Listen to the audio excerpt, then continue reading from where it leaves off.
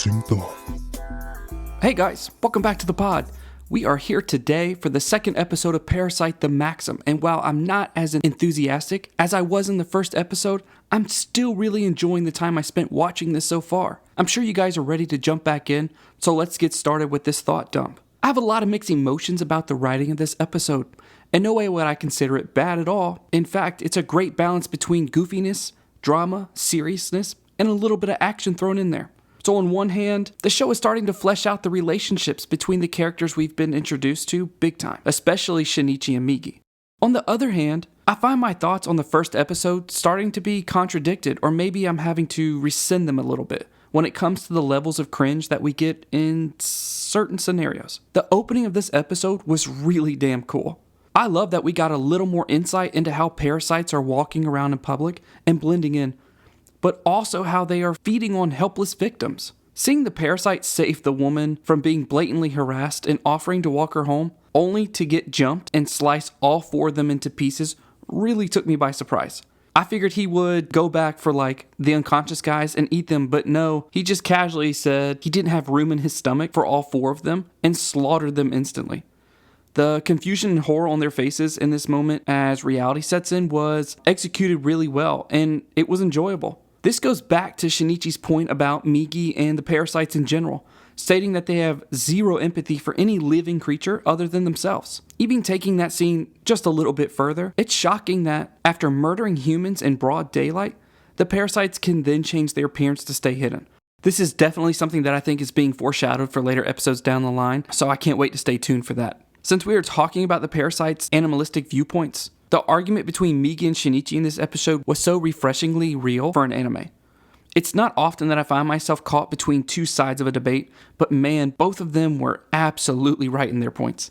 How can you really pick a side when the morality of Shinichi's views versus the realism of Migi's views are both cemented in the reality that they live? It's worth noting that by the end of the episode, Shinichi kind of came to realize that the mincemeat murders really defined exactly how shallow of a breed the humans really are as creatures. Migi validates this further by saying something along the lines of, it's natural for life forms to feed on other life forms, you just find it cruel that it's your own kind that's being eaten. So later on, Shinichi confirms this realization by stating himself that maybe Migi was right, and maybe we're the demons after all. For being only the second episode in, it's awesome that the show is able to have such heavy undertones already. I did notice that this wasn't one-sided either. When Shinichi heads towards the direction of the parasite that Migi was wanting him to run away from, he couldn't understand why Shinichi's survival or maybe self-preservation instincts were kicking in. After they go back and forth for a minute, I kind of get the notion that maybe Migi was starting to question his own morals, and that his interest in human psychology comes from the fact that humans don't always just think about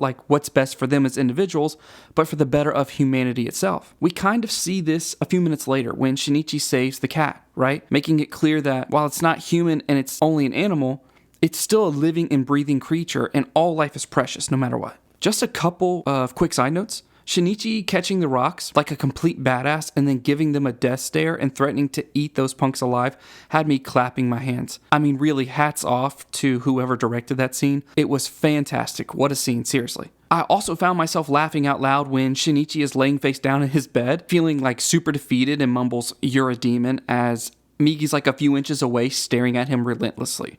As a parent, I felt that shit in my soul, and it's hilarious how relatable that was. The fight at the end of the episode may not have been as action-packed as I'm wanting it to be, but I will definitely give credit where credit is due and say that it wasn't lacking in suspense, right? The idea that the parasites can just leave their current host and join another and become a multi-parasite powered body is fucking absolutely terrifying. I was pretty convinced for a second that Shinichi was going to have to maybe plead or convince Migi to stay and do some negotiating. So when he butchered the other parasite, I was shocked for sure. I definitely think that there is a lot of depth and mystery to Migi that's hidden somewhere beneath the surface, and maybe we're just starting to peel back the layers a little bit and uncover some of that mystery.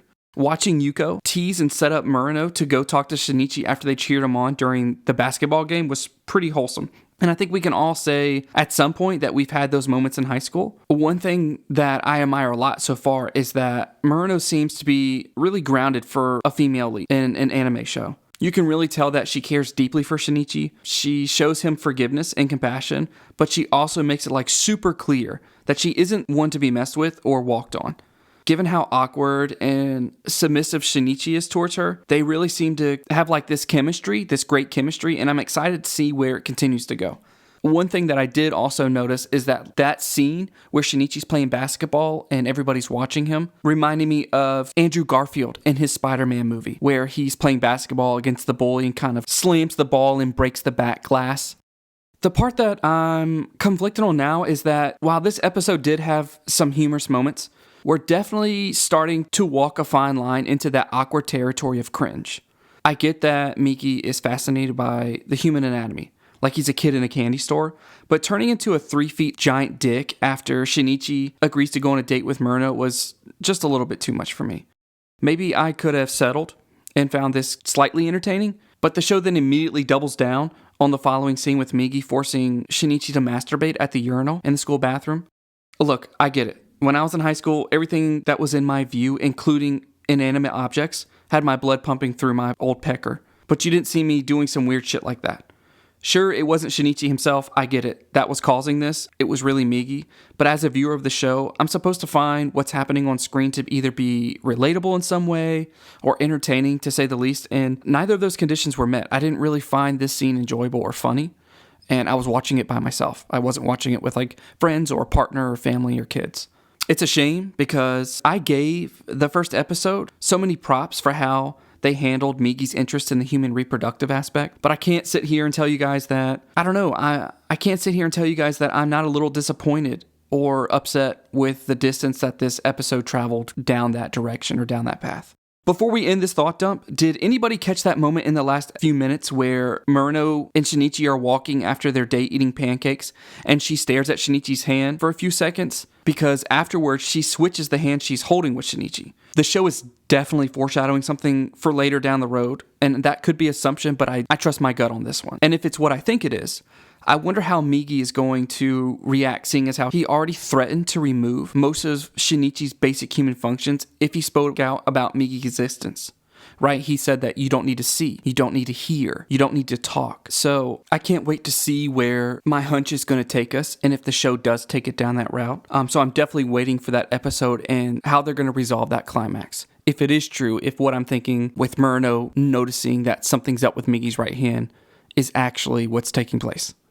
Please be safe out there. I hope that anybody listening to these videos on this channel are enjoying themselves. I hope I can bring you somewhat kind of a joy to your life, and leave something in the comment section that maybe I didn't catch up on the first time. But most importantly, guys, stay munchin'. You definitely got to stay crunchin'. And make sure you hit that subscribe button. Thanks a lot.